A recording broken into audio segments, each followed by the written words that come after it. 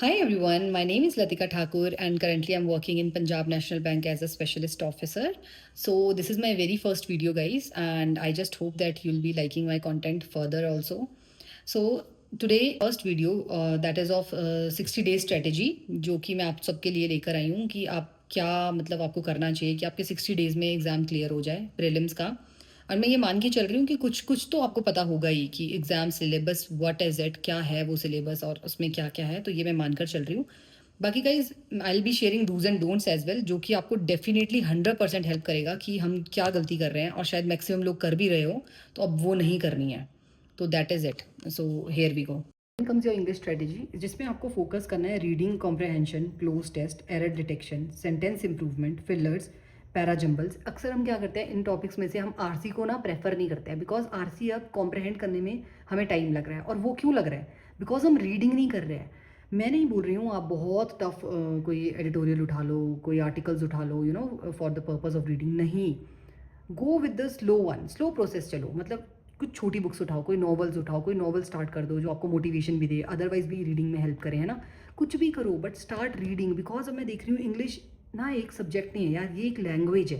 If you will start following it ना, like तुम इसको अच्छे से पढ़ रहे हो, तुम्हें सारा कुछ पता चल जाएगा एग्जाम में करना कैसे है। मेरा तो यही था यार, इंग्लिश के लिए मैंने कभी भी ज़्यादा कुछ नहीं किया है। मतलब कुछ कुछ क्लासेस देखी है यूट्यूब पे एंड अदरवाइज मैंने सिर्फ और सिर्फ रीडिंग करी है। और रीडिंग ने मतलब मेरा हो जाता था रीडिंग में ईजिली। और डेली प्लान आपका रहने वाला है, आपने 20 मिनट्स एडिटोरियल पढ़ना है, खुद से पढ़ना है चाहे आप वीडियो से देखिए, जैसे भी आपको सही लगता है। और रीड करना है आपने 10 न्यू वर्ड्स। वर्ड्स देखो एग्जाम में आते हैं, वोकेबलरी आती है, वैसे नॉनिम एंटोनिम आते हैं, बट आपको ना थोड़ा वो रखना है कि उन वर्ड्स के ही लिए नहीं पढ़ रहे हो आप पढ़ रहे हो मेन आपकी रीडिंग स्किल इंप्रूव करने के लिए। बिकॉज रीडिंग के बीच जब वो वर्ड्स आएंगे तो आप उनको इंप्लीमेंट कर पा रहे हो या नहीं कर पा रहे हो, वो मेन मोटिव है हमारा। और एक आरसी डेली बेसिस पे सॉल्व करनी है, नो मैटर वट आपको डेली बेसिस पे एक आरसी सॉल्व करनी है। आरसी मुझे पता है हमें बोरिंग लगती है ये चीज़, बट हमें करनी पड़ेगी। अगर तुम्हें प्रीलिम्स और मेंस दोनों क्रैक करने हैं तो आपको ये करना होगा। एंड इसमें डूज यही है यार कि अपनी रीडिंग स्किल इंप्रूव करो, अब डेली रीड करो, है ना। और understand context instead of like 120 rules. अगर हम पढ़ रहे हैं ठीक है, हमें याद भी हो गया, हमें समझ भी आ गए, बट उसका कॉन्टेक्स्ट समझो कि वो वहाँ पर ऐसा क्यों हो रहा है, what is the reason behind that fact. We have to do that. Because otherwise हमारा एग्जाम में अक्सर हम गलती कर देते हैं। हमें इंग्लिश में लगता है कि हाँ हमारा हो रहा है, हमें आ गया, हमें समझ आ गया, हमने अच्छा किया एग्जाम, बट अक्सर हमारे मार्क्स नहीं आते हैं। लास्ट में हमें फील होता है कि यार वी वर लूजिंग समवेयर, हमें समझ नहीं आता कि हुआ क्या था। अब डोंट्स में आपका रहेगा don't rely solely on vocabulary list. हाँ जी, कि हम जी वोकेबलरी पढ़ रहे हैं, पूरा दिन हमने अच्छे से वर्ड्स याद कर लिए, समझ आ गया, बट नहीं, that will never gonna work, never gonna work, trust me. Don't skip English practice for one more quant section.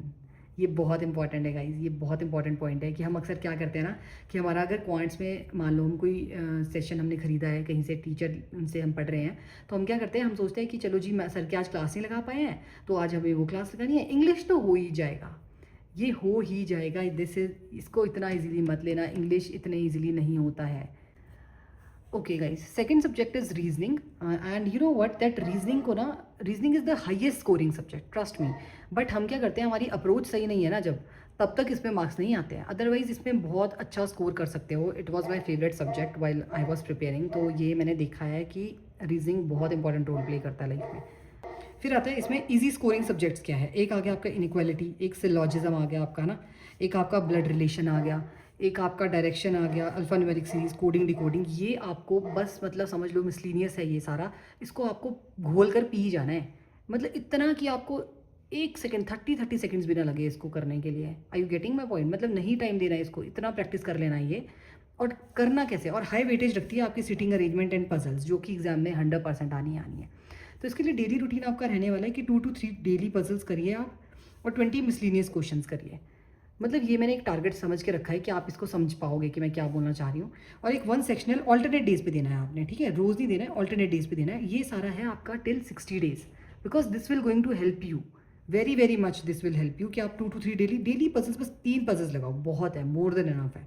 और 20 मिसलीनियस कर लो, बहुत ज़्यादा है। मतलब अगर ये कर लेते हो ना, प्रीलिम रुक ही नहीं सकता, भी नहीं हो रहा है। स्टार्ट विद इजी क्वेश्चन, ये है डूज जो आपको करने ही करने हैं। इजी क्वेश्चन से स्टार्ट करिए, एकदम से बहुत टफ क्वेश्चन उठाओगे नहीं हो पाएगा, फिर मूड खराब होगा, फिर प्रेपरेशन छोड़ दोगे, है ना। वो मूड स्विंग होते हैं, फिर उस दिन का दिन वेस्ट हो जाएगा। बट हमें वो नहीं करना है, हमें कंसिस्टेंट रहना है। तो start with easy questions, learn diagram based approaches. ऐसा नहीं है कि है ना हम पजल कर रहे हैं, जैसे practice puzzle from different patterns है ना, हम एक पजल उठा रहे हैं और हम उसी को कर रहे हैं बिकॉज सर्कुलर बेस्ड पजल मेरी बहुत अच्छी है तो उसी को करते रहो, उसी को करते रहो बिकॉज मज़े आ रहे हैं। नहीं, एग्ज़ाम में मज़े आने चाहिए, एग्ज़ाम में आपको हर एक चीज़ आनी चाहिए। तो वो कैसे होगी, आप हर एक पजल को उठा रहे हो, हर एक चीज़ को अच्छे से कर रहे हो। इम्प्रूव क्वेश्चन सिलेक्शन अपनी इम्प्रूव करो कि आप क्वेश्चन स्किल्स कैसे इंप्रूव कर सकते हो। जैसे आप ले रहे हो ना, कोई उठा रहे हो कोई क्वेश्चन, तो आपको उसको ना देखकर पता चल जाना चाहिए कि हाँ ये क्वेश्चन मैं कर सकता हूँ कि नहीं कर सकता हूँ। Don't waste time in selecting question, ये मेंस में भी बहुत हेल्प करेगा आपको। डोंट्स है that don't force a puzzle that isn't clicking. अभी आपको कोई पजल आपने उठाई है और आपको वो क्लिक नहीं हो पा रही है, तो इसका मतलब ये नहीं है कि वो ईगो आपने बीच में लानी है कि हाँ भाई हो नहीं रहा है तो ये तो करना ही करना है, ऐसा नहीं है। आपको फोकस करना है कि ओके ये नहीं हो रहा है, I will go for the next one. Okay, are you getting me? Then 5 minutes on a single puzzle. 5 तो बहुत हो गया, वैसे इसको 3 रखना चाहिए कि 3 से ज़्यादा मिनट नहीं लगाना है किसी भी पजल पे, क्योंकि 3 से ज़्यादा मिनट लगे तो फिर it is not worth it. And don't panic if one puzzle is difficult. वो मैंने आपको पहले ही बता दिया कि अगर पजल डिफिकल्ट है तो इसका मतलब ये नहीं है कि आप उसको लेकर पैनिक कर जाओ कि सारा एग्जाम मेरा खराब रहने वाला है, ऐसा नहीं है। ऐसा क्या मांगता है हमारा कॉन्स, पहले अपने फर्स्ट 30 डेज में आप फोकस कर रहे हैं इन टॉपिक्स पे।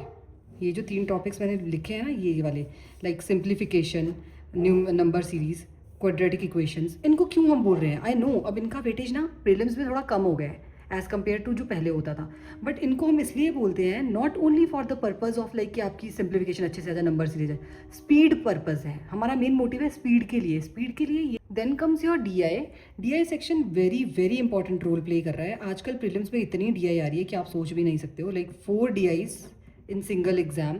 तो हमें इस पर प्रैक्टिस करनी पड़ेगी और उसके लिए मैंने कुछ टॉपिक्स लिखे हैं। ये टॉपिक्स जो है ये आपके, ऐसा नहीं है टॉपिक्स बहुत है कॉन्ट्स में, बट ये कुछ टॉपिक्स है जो आपकी DIs में भी हेल्प करेगा और अदरवाइज भी हेल्प करेगा। I hope so you are getting my point. और कुछ डेली प्लान है जो आपको करना ही करना है, जैसे 20 simplifications you have to do and 10 number series, 2 DIs and 30 minutes concept revision. 30 minutes concept revision क्यों लिखा है, आई नो पीपल इसको फॉर ग्रांटेड लेते हैं, बट गाइज ये वेरी वेरी इंपॉर्टेंट चीज़ है। अगर आप ना अपने सारे चैप्टर्स को रिविजन करते हुए नहीं चलोगे, you will forget the concept, और कॉन्सेप्ट अगर भूल गए तो फिर आगे वो आपको बहुत दिक्कत करेगा, वो आपकी स्पीड नहीं बन पाएगी, और स्पीड नहीं बन पाएगी तो आपके मार्क्स नहीं आ पाएंगे। I hope so you are getting my point. तो आपने यही करना है, फुल सेक्शनल मॉक देना है, क्योंकि 30 डेज में आपकी ओवरऑल प्रैक्टिस हो गई है, मैं ये मान के चल रही हूँ। फिर आपका इसमें फुल सेक्शनल मॉक देना है, मिक्स्ड प्रैक्टिस करनी है, जितने भी टॉपिक्स हैं उनकी मिक्स्ड प्रैक्टिस करनी है आपको, ठीक है। और आपको उसके बाद एक स्पीड इंप्रूवमेंट करनी है, आपको पता चलेगा कि हाँ पहले मेरा क्या स्कोर आ रहा था, अब मेरा क्या स्कोर आ रहा है ना। और फिर एरर एनालिसिस करनी है कि कहाँ मैं बार बार गलती कर रहा हूँ, मैं मॉक दे रहा हूँ तो मैं मॉक में कहाँ मेरी गलती बार बार हो रही है ना। You have to do that, because अगर आप एनालाइज नहीं करोगे ना अच्छे से चीज़ों को, देन मार्क्स इंप्रूव ही नहीं होंगे। ये मेरे साथ हुआ है गाइस, इसीलिए मैं आप लोगों को ये बता रही हूँ। देन मैं आपको डूज एंड डोंट्स बताती हूँ इसके। लर्न कैलकुलेशन ट्रिक्स, ये बहुत इंपॉर्टेंट है। इसके लिए ना कुछ वो भी आती है, ऐप्स भी है, जैसे कि एक है मैथ ट्रिक्स करके है, एक मैथ्स वर्कआउट करके है, गेस यस। तो ये 2 ऐप्स जो है, ये मतलब मैं क्या करती थी यार, मैं मॉर्निंग में उठकर सबसे पहले जैसे सोई है बेड पे उठे हैं अभी जस्ट, तो उस टाइम इस वीडियो को देख लेती थी। इसमें 1 मिनट का वो होता है, मतलब MCQs टाइप, जिसमें आप कैलकुलेशन स्पीड विद ये आपको पूरा एक्सप्लेन करेंगे with the formula with the trick कि आपको कैसे वो सॉल्व करना है, तो वो आपको बहुत हेल्पफुल रहता है ना। तो you have to do this. और बाकी एक प्रैक्टिस DI डेली। DI तो मतलब आप समझ लो कि आपका मेंस तक, फाइनल तक आपको सिलेक्शन दिलाने में बहुत बहुत हेल्प करने वाला है। Maintain an error notebook. Error notebook बहुत ज़रूरी है, क्योंकि अगर आप पता नहीं करोगे कि आप कहाँ बार बार गलती कर रहे हो, अभी हमें लगता है कि हाँ मैंने अच्छा ये गलती करी, ओके ठीक है, हाँ हाँ ठीक है समझ आ गया, बट नहीं, लॉन्ग टर्म में हमें याद नहीं रहता है क्योंकि हम बहुत गलतियाँ करते हैं। तो you have to work on that, okay. And revise formula every week, आपको फॉर्मूलाज तो रिविजन करने ही करने हैं। और डोंट्स क्या है गाइस, डोंट्स हैं that don't keep learning new tricks every day. आपको लगता है कि अच्छा एक सर से पढ़ा, दूसरे सर से पढ़ा, सबका अपना अपना मेथड होता है। Choose one teacher and follow him whole heartedly, him और हर। अब बताती हूँ मैं आपको कि मॉक टेस्ट की स्ट्रेटेजी क्या रहने वाली है, क्योंकि मॉक टेस्ट के बिना तो कुछ है ही नहीं, है ना। लास्ट 60 डेज में आपने पहले हफ्ते आपने 2 to 3 फुल मॉक्स देने हैं, बट पर वीक देने हैं। देखो guys, giving mocks is not our target. Our target is to analyse that mock and to learn something new. अगर आप उस टारगेट से, हम ठीक है जी हाँ आज मैंने मॉक टेस्ट दिया, बट अगर मैंने उसे कुछ एनालाइज नहीं किया ना, तो वो किसी, that is not worth it at all. वो किसी काम का नहीं रह गया हमारा मॉक, उसको एनालाइज करना है। Giving 1 mock and analysing it is much more better than giving 10 mocks and not analysing them. Same goes for other week. What you have to do is, आपको ये अपनी इसकी जो क्वांटिटी है वो बढ़ा देनी है। पहले हम 2 to 3 दे रहे थे, अब हम 4 to 5 देंगे पर वीक नेक्स्ट महीने, नेक्स्ट मंथ हम ये करने वाले हैं, ठीक है। आफ्टर एवरी वॉक यार आपको एनालाइज करना है, मतलब बेशक ब्रेक लेकर फिर वापस बैठी हूँ, बट मैंने ये किया है बिकॉज आई नो कि अगर मैं एनालाइज करूँगी तभी मुझे पता चलेगा कहाँ मेरी कमियाँ हैं, कहाँ मैं लैक कर रही हूँ, क्यों मैं लैक कर रही हूँ। ये सब करना है और रिवाइज कॉन्सेप्ट तो आपको रिविजन करनी ही है। और trust me guys, if you stay consistent for the next 60 days, your preparation can change completely.